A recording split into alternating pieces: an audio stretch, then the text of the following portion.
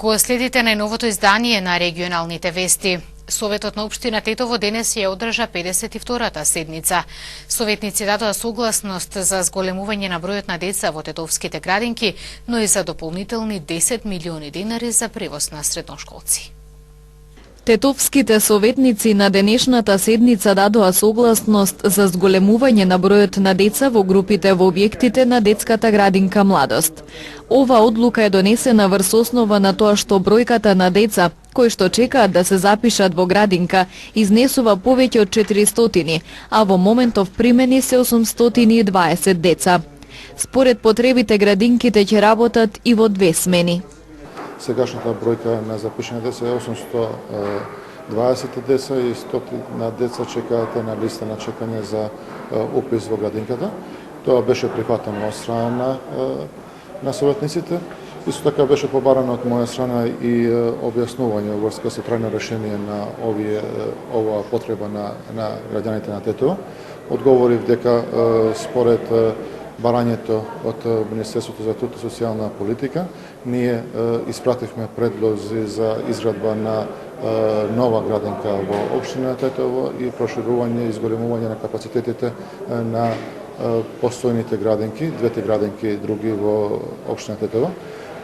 Мислам дека и тоа ќе биде реализирано од нивна страна и со овие две решенија трајно ќе се реши проблемот на децата кои што се сместени во градинките во територијата на општина Тетово, додека во меѓувреме ние проблемот го облажуваме со отварање на центри за ран детски развој и со ова одлука за зголемување на бројот на деца во групите во градинката.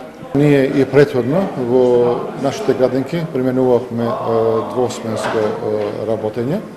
Во 2 градинки тоа го применувавме, во случај на потреба тоа ќе го прошириме и во другите градинки и така да ќе биде почитувано одлуката на владата на Република Македонија што се однесува за потребата за нови вработувања и за бројот на вработувања. Ние сме се обратиле за Министерството за труд и социјална политика за пополнување на оние места кои што се опразнати со пензионирање. До сега бројката е 15 пензионирања, тоа кои што не сме добиле се уште согласност за вработување, додека пак бројот на потреби за вработување според нашите анализи се околу 40 нови вработувања кои што треба да се реализираат во градинките за да може да се одговара на ова потреба на граѓаните за сместување на нивните деца во градинките во територијата на општина Тетово.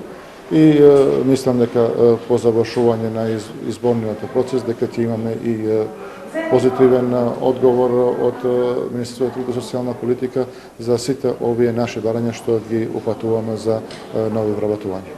Советот на општина Тетово на денешната 52-та седница ја усвои предлог одлуката за дополнување на дотација за општинските средни училишта, односно дополнителни 10 милиони денари за превоз на учениците, како и за учество на општина Тетово во проектот Винтер пред Брисел, односно за промоција на локални производи и туризмот на европскиот пазар.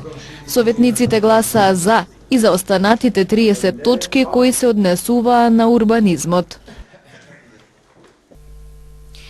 Родителите во Гостивар следната недела ќе се изјаснуваат дали имаат потреба од згрижување на децата во градинка во втора смена.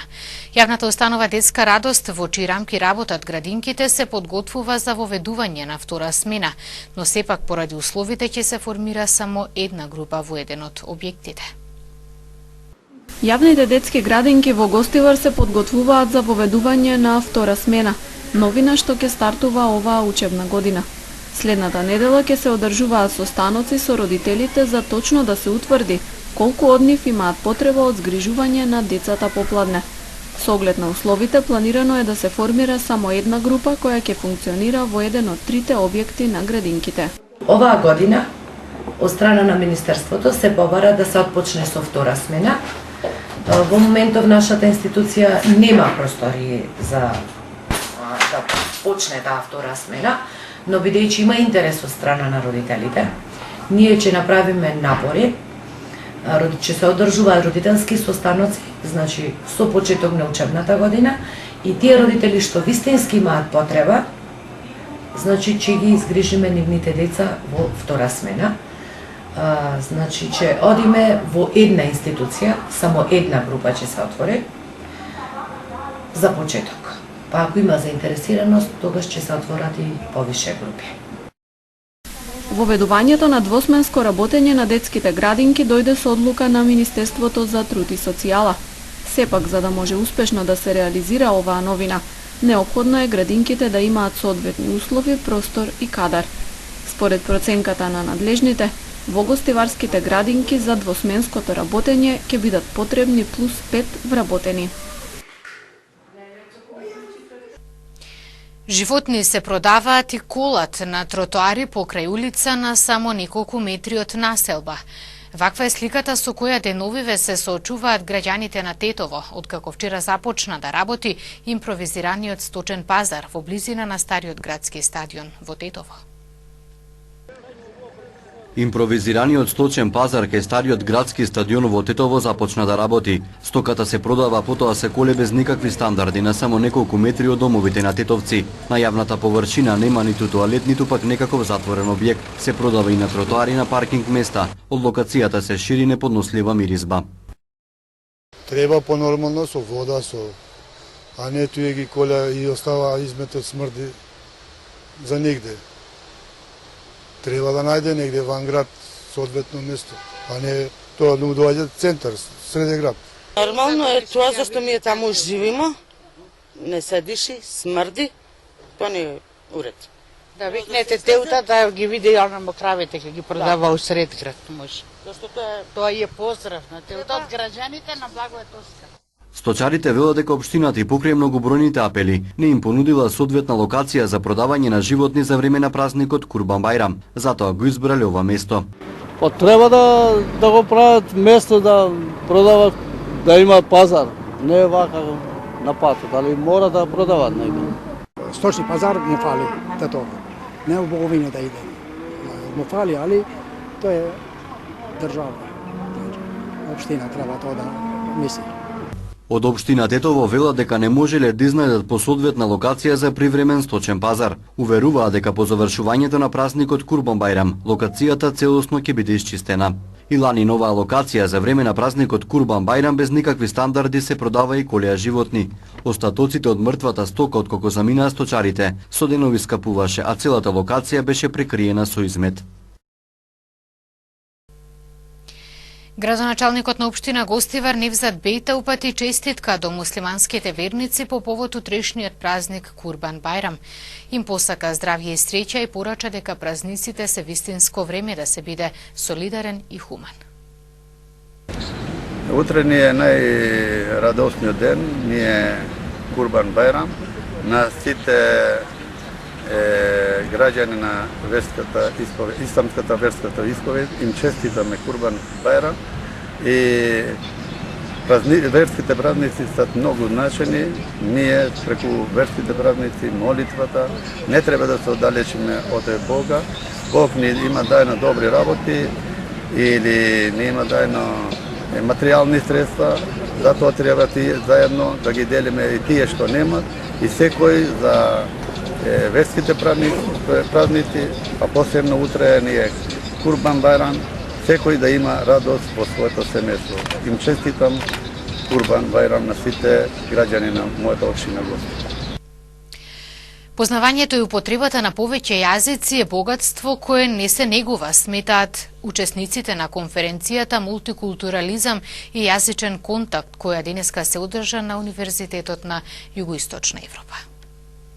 Познавањето и потребата на повеќе јазици е богатство кое во минатото повеќе се практикувало, иако образовниот процес бил на пониско ниво, сметаат учесниците на меѓународната научна конференција Мултикултурализам и јазичен контакт. Универзитетскиот професор од Чикаго Виктор Фридман, голем познавач на балканските јазици, смета дека политичарите се тие кои сакаат да ја злоупотребат повеќе јазичноста. Повеќе јазичноста е добро за мозокот, добро е и за детето и за стариот. Значи, за детето е подобро затоа што повеќе јазични деца се појаки, сакам да кажам, во мозокот. А во старост, сега знаеме од експериментални податоци, дека навистина самиот мозок станува појак од повеќе јазичноста. И така нема никакви негативни консеквенции од повеќе јазичноста, освен кога некои политичари сакат тоа така да биде. Професор доктор Маријан Марковиќ, член на Македонската академија на науки и уметности, смета дека во 21 век не треба да се прават пречки да се запознаваме, да ги учиме и користиме другите јазици. Вистина, на овие простори огромен период луѓето ги зборувале повеќе јазици, меѓу себе се разбирале. И токму потребата за комуникација и за разбирање меѓу луѓето ги терала да и без толку можности за школување да ги зборуваат јазиците на комшијата, така да кажам, или на тој што е до нив. И секако тоа разбирање водело и кон проширена употреба на повеќе јазици, но исто така и до поголемо разбирање на културата на другиот. Така што навистина во 21 век би било, како да кажам, непријатно ако не се свртиме наназад и да видиме дека порано нашите стари зборувале толку многу јазици и можеле да се разберат меѓу себе, а сега ние да правиме препреки кон тоа. Мислам дека заедничкото разбирање е многу поважно, а тоа јазиците секако го возможуваат. Конференцијата Мултикултурализам и јазичен контакт е во организација на Институтот Макс ван дер Штул и Македонската академија на науките и уметностите. Тешко повреден 62 годишен велосипедист од Тетово откако во него удрело момче кој управувало возило без дозвола. Следуваат информациите од полицискиот билтен на СВР Тетово. 62 годишен велосипедист од Тетово е тешко повреден во сообраќајна незгода случена вчера вечер околу 23 часот и 30 минути на булеварот Маршал Тито во Тетово. Во него удрил 20 годишникот Целце со возило Опел Корса кој возел без возачка дозвола. Во несреќата велосипедистот со медицинско возило пренесен во Тетовската клиничка болница, но поради сериозноста на повредите во неконтактибилна состојба итно е префрлен на скопските клиники. По извршениот увид се расветлува причината за несреќата, околностите во кои се случила и се друго. Првично причина е неприлагодена брзина, додека вкупната материјална штета се проценува на 30.000 денари. Полицискиот билтен информира и за пријава на 50 годишниот Иш од гостиварското село Форино, кој вчера околу 17 часот и 30 минути во полициското оделение Чегране посочил дека 15 на минути пред тоа неговиот татко, 79 годишниот Аш, со ловечка пушка испукал 2 проектили кон бетонската ограда во дворот од заедничката куќа, каде во моментот немало никој и на 2 места ја оштетил. Набрзо Аш, лишен од слобода, е задржан поради сомнение дека сторил кривично дело, предизвикување општа опасност, со потврда му одземена ловечката пушка, што ја поседувал со дозвола, а јавен обвинител и екипа од полициската станица Гостивар извршиле комплетен увид. И денешниот полициски билтен информира за сообраќајна незгода случена на автопатот Скопје-Тетово во близина на Желино. Вчера околу 9 часот, кога патничко возило Peugeot 308 со скопски таблици, што го управувал 46 годишниот скопјанец МД, налетало и удрило во куче бездомник. Нема повредени во возилото, а материјалната штета се проценува на 60.000 денари. Причина за оваа сообраќајна несреќа е необезбеден коловоз.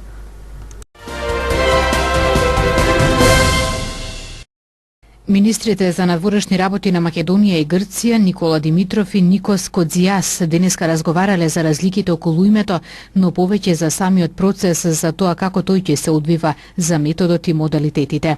Никос и Никола се сретнаа во македонската престолнина, така и се нарекуваа на конференцијата за новинарите за да се покаже подготвеноста за остварување на мерките за градење доверба. Потпишан е меморандум за соработка меѓу дипломатските академии, разговарано е за енергетските проекти, за безбедноста. Разговаравме за процесот, за како ќе се одвива процесот, за методот, за модалитетите. Меѓутоа разговаравме и за тоа што се точно интересите и грижите на двете страни по ова прашање, со цел да има поголемо разбирање во однос на тоа како едната страна го перцепира проблемот, како другата страна го перцепира проблемот, и мислам дека тоа беше важно и корисно. Се договоривме да се гледаме често, се разбира дека нема да се гледаме само за официјални посети. Грција е за стабилноста и на нашите земји и на нашите врски, релации, за неменување на граници и на едната и на другата земја, за суверенитетот на секоја држава во неговиот простор. И исто така сме за развојот на целиот Западен Балкан. Ние веруваме длабоко дека влегувањето на Западниот Балкан и посебно на вашата земја, пријателска земја, во НАТО, ќе биде олеснување и за нашиот живот и ќе помогне за развојот на целиот регион. Основното јавно обвинителство Скопје поднесе обвинителен акт против НД по професија доктор специјалист по гинекологија и акушерство, кој во периодот од месец септември 2015 до април 2016 година презентирал состојба на лажна симулирана бременост на пациентка врз која претходно спровел биолошки подпомогнато оплодување, се наведува во денешното соопштение од обвинителството. Обвинетиот се товари дека сторил кривично дело тешки дела против здравјето на луѓето. Од утре почнува да се применува одлуката за распоред на работното време во органите на управата. Двосменското работење треба да се применува во службите на органите на државната управа што имаат непосреден контакт со странки при издавање на лични документи, дозволи и слична документација, информираат од Министерството за информатичко општество и администрација. Ова значи дека од утре шалтерите во МВР за издавање лични карти и пасоши, Царинска управа, Управа за јавни приходи, Управата за водење матични книги, во оделенијата за одбрана на региони со градови и општини, во Министерството за одбрана, ќе работат од 7:30 до 21:30 часот. Овие шалтери ќе работат и секоја прва сабота во месецот од 8 до 16 часот. Судовите во Македонија од понеделник 4 септември ќе работат од 7:30 до 15:30 часот, наместо како што беше досега од 8:30 до 16:30 часот. Одлуката за новото работно време на судовите ја донесе Судскиот совет на Република Македонија на седницата одржана вчера. Јавните обвинителства во Република Македонија од понеделник ќе работат со ново работно време од 7:30 до 15:30 часот. Веде јавниот обвинител на Република Македонија денес донесе одлука за утврдување на ново работно време во јавните обвинителства.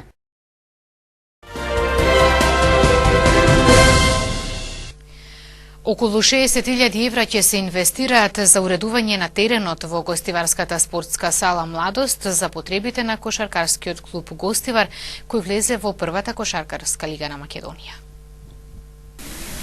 Во спортската сала Младост започнаа работите за уредување на теренот за потребите на гостиварскиот прволигаш кошаркарскиот клуб Гостивар. Со паркет се покрива површина од 1100 метри квадратни. Зафатот се прави заради исполнување на критериумите кои ги бара Кошаркарската федерација на Македонија за надпреварувањата во прва лига. Градоначалникот Невзат Бејта денес ја посети спортската сала, од каде изрази поддршка за кошаркарите и управата на клубот. На нашиот град им се случи многу добри работи, најдобрата работа што се случил дека имаме ние кошаркарскиот клуб во првата лига и федерацијата бара да ги исполнуваме критериумите и треба салата да биде со паркет и така како што инветив на претставителството на кошаркарскиот клуб што се ангажира да донесат нашиот клуб во прва лига и инветивме дека ќе го следиме тоа по критериумите што го барат Федерацијата на кошаркарскиот клуб на нашата држава. Еве се работи и мислам дека за кратко време тоа ќе биде готово и ќе дојдеме заедно со кошаркарскиот клуб и претставителството и да го ставиме во употреба. Инвестицијата за уредување на теренот се очекува да стигне до околу 60.000 евра. Парите се обезбедуваат од општинскиот буџет и од донации на бизнисмени. Освен паркетот се интервенира и на кровот на објектот, а ќе има и други помали зафати.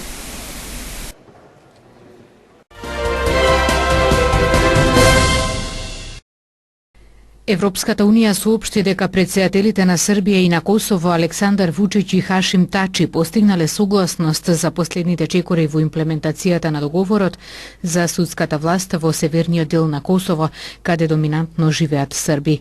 Шефицата за надворешна политика Федерика Могерини ја соопшти одлуката по средбата со Вучич и Тачи во Брисел како дел од напорите за остварување напредок во диалогот за нормализирање на односите меѓу двете земји. Според соопштението на кабинетите на двајцата претседатели, судиите, обвинителите и судскиот персонал ќе бидат интегрирани во косовскиот судски систем, со што ќе се овозможи правдата да биде испорачана во Косово, особено во Митровица. Најмалку 9 лица загинаа, 20 се заробени кога петкатната зграда утрово се сруши во Мумбаи. Илјадници згради во Мумбаи кои се постари од 100 години се во опасност од рушење, бидејќи нивните темели делумно се ослободени поради обилните монсунски дождови кои градот ги доживеа изминатите 15 години. Ваквите несреќи се чести во Индија за време на сезоната на монсуните од јуни до септември. Поради високата побарувачка и лабавите прописи, градежните компании често користат лоши материјали и градат дополнителни спратови за кои немаат дозвола. Обилните монсунски дождови го парализираа финансискиот центар на Индија Мумбај, каде улиците се претворени во реки. Луѓето поминуваат низ вода која достигна висина од најмалку 1 метар. Метеоролозите наведуваат денеска дека очекуваат уште дождови, а локалните власти побараа сите училишта и факултети да бидат затворени на 1 ден. 10 се полесно повредени во 2 експлозии во областа погодена од катастрофалните поплави во Хјустон по ураганот Харви. Експлозиите се случиле во хемиската фабрика, бидејќи поради поплавите нема струја и не работат апаратите за ладење на контејнерите во кои се чуваат хемикалии. Жителите изминативе денови се пожалија на непријатна миризба низ Хјустон, а активистите за заштита на животната средина велат дека локалните жители се жалат на главоболки, грло и печење на очите.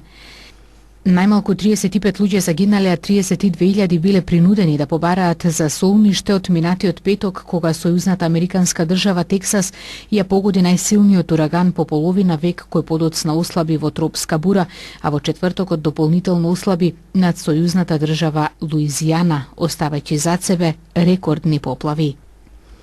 20 години од смртта на Лејди Ди остана миленичка на британскиот народ поради незиниот дух да помогне на секому во најтешкото.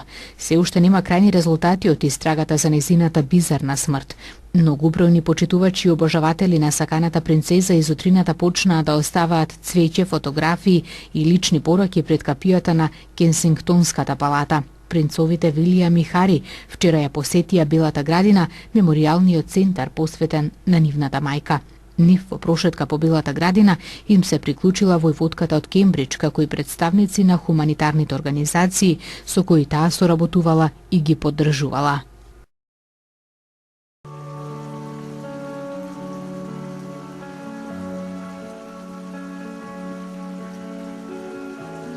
Времето денес беше претежно сончево со слаб до умерен ветер од југозападен правец. Утринската температура се движеше од 7 до 14, а дневната од 22 до 32 степени Целзиусови. УВ индексот изнесуваше 8.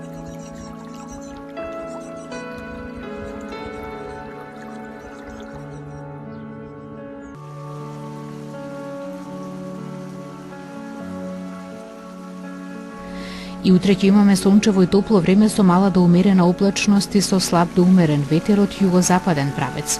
Утринската температура ќе се движи од 5 до 11, а дневната од 20 до 31 степен Целзиусов. УВ индексот ќе биде со вредност 8.